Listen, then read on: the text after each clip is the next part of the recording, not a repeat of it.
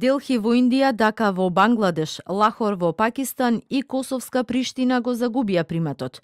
Ноќеска во 1 час од Скопје се најде на првото место меѓу градовите со најголемо аерозагадување во светот.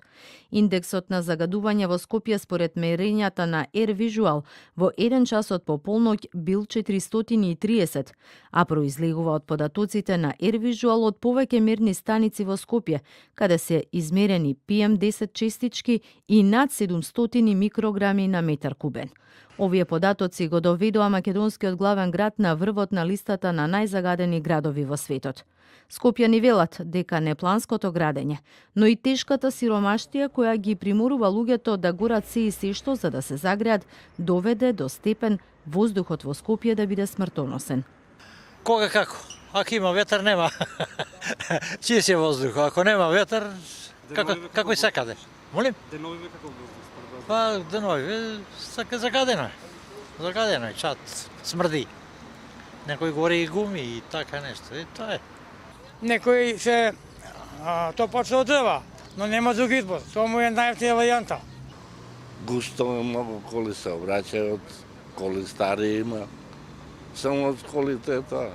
Фабриките не работат, фабриките загадувале.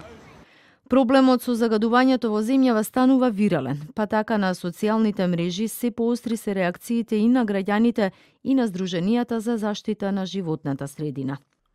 Она што не ви успеа во ниту една друга сфера, во ниту еден друг сегмент на живењето во 21 век, ви успеа вчера. Направивте Скопје да е лидер, да остави зад себе 4415 градови и да биде најзагадениот град на светот. Фактичката состојба е дека немате ниту сериозна волја, ниту сериозен капацитет за да се справите со оваа опасност под живот и здравје и со оваа брука што ја наметнувате на својата држава и нејзиниот главен град. И затоа треба да си поднесете оставки и да не глумите загриженост. Високата концентрација на PM10 честичките и денеска е потврдена на повеќе мерни станици и во главниот град, но и во Тетово, Гостивар, Куманово, Струмица и во Битола, која утринава беше на прво место по загаденост на европскиот континент. Иако се апелира да се прогласи алармантна состојба и да се активираат итните мерки во момент кога среднодневната концентрација на PM10 честичките во 2 последователни дена надминале 200 микрограми, властите засега излегуваат само со млаки препораки. Да се избегнува користењето на возила, а ако се користат возила, повеќе лица да се организираат да се возат во едно возило, да се избегнува седење на отворено, да не се горат штетни материјали, да се чистат оджаците.